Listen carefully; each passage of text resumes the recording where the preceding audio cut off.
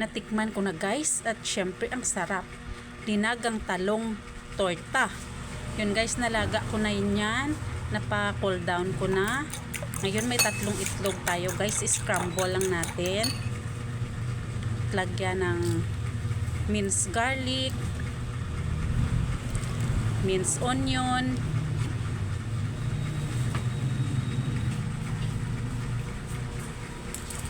tomatoes, diced tomatoes guys. At i-mix lang natin kasama yung ating itlog. Lagyan ng seasoning granules.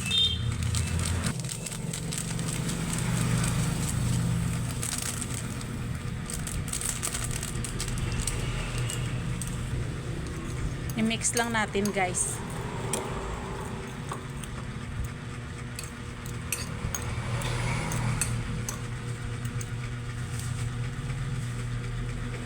Yun guys, gin-slice ko sa gitna guys. Medyo tusok-tusokin natin ng konti.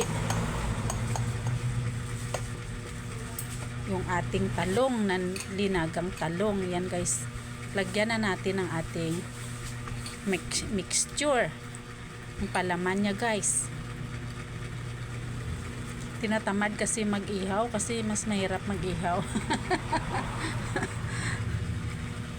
Nilaga na lang ang talong at saka itorta.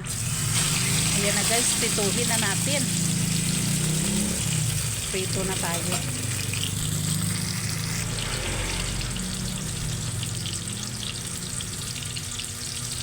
Ayun ang guys, oh.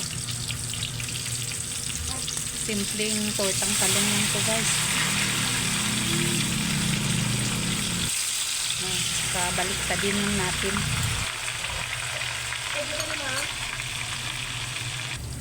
Okay guys, hintayin lang natin maluto yung kabila. Okay guys, luto na guys.